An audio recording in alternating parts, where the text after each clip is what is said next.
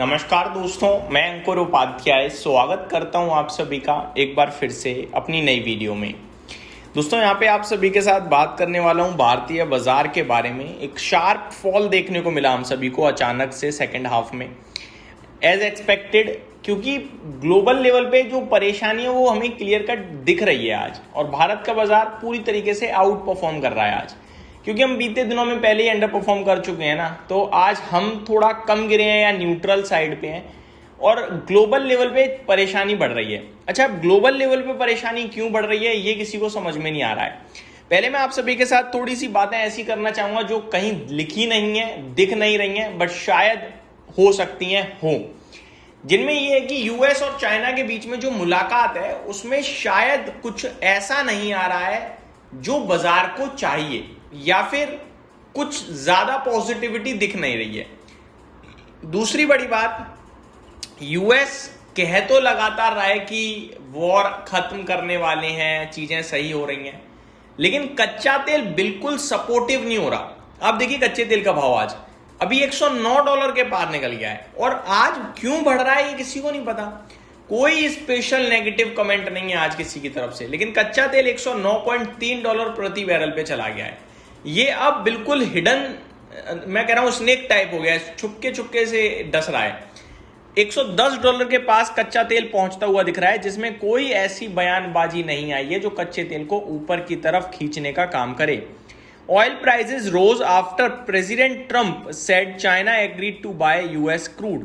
Beijing had not confirmed the purchases or responded to CNBC request. Markets also tracked efforts to keep the Strait of Hormuz open. तो एक खबर ये जरूर है कि जो चाइना है वो यूएस का क्रूड खरीदने के लिए रेडी है, लेकिन इससे कच्चे तेल के गिरने का क्या, वो बढ़ने का क्या मतलब है, समझ में नहीं आ रहा। तो ये एक नेगेटिव चीज जरूर है। अब इसके बाद हुआ क्या है वो समझिए। हुआ ये है कि डाउ फ्यूचर्स 330 पॉइंट नीचे हो गए हैं, माफ कीजिएगा। S&P 500 फ्यूचर्स 1% नीचे हैं, और नेस्डेक फ्यूचर्स 1.5% नीचे है। आप एशियन मार्केट्स का हाल चलोगे, आप कहोगे ये क्या हो गया भाई। जापान का बाजार 2% नीचे है, शंघाई 1% नीचे है, हैंगसेंग 1.6% डाउन है, कॉस्पी जो अनाप शनाप भागता ही जा रहा है वो आज 6% नीचे है। मलेशिया फ्लैट टू नेगेटिव है, ताइवान 1.5% नीचे है, और निफ्टी फ्लैटिश टाइप है। अब आप यूरोप के मार्केट सुनिए। फिटसी 1.5% नीचे, डेक्स 1.7% डाउन, और कैक 1.36% डाउन है।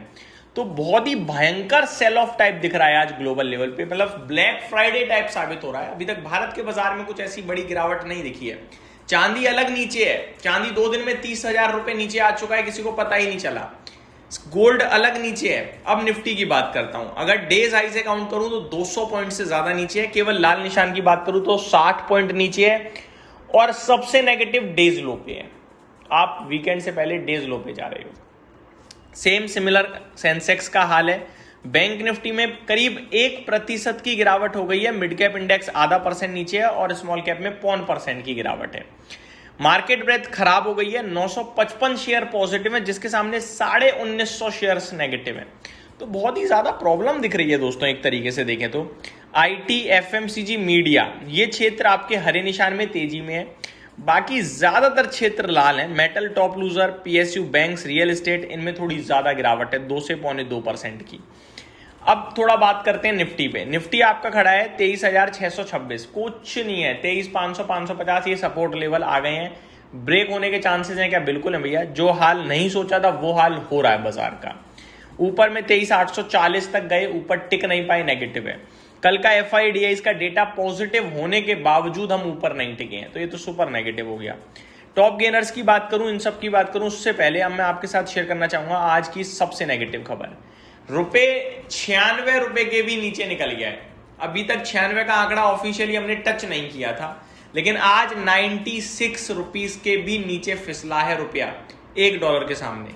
96 रुपए हो गया $1 के सामने हमारा रुपया। तो ये हमारे लिए एक धक्का है बहुत बड़ा। सरकार कोशिश कर रही है रुपये को बचाओ, और उतनी तेजी से ही रुपया फिसल रहा है।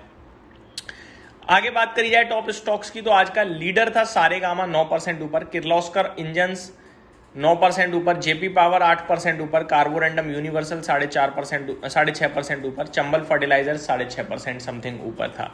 गिरावट में नावा लिमिटेड 10% नीचे, हुडको 7.5% नीचे, मुथूट फाइनेंस में 6.25% की गिरावट, क्लीन साइंस 6.25% नीचे, कोहेंस लाइफ साइंसेज 6.25% नीचे देखने को मिला।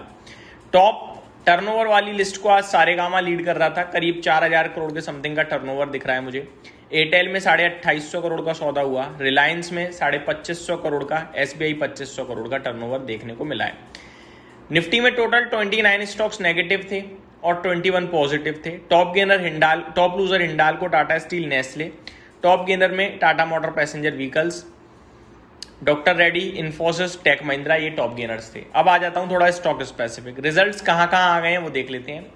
VST Trailers, Sterling Tools, DMCC, Alembic Pharma, Solar Industries, Wheels India, SJVN, MPS Limited, Welspun Living, Zuari Agro, Nava Limited, TV Today, ये कुछ स्टॉक्स हैं, इनके नंबर्स आते हुए दिखे हैं, दिन के दौरान डिस्कस करूंगा। इस वीडियो में सिर्फ इतना ही। Thank you so much for watching this video. Have a great day guys.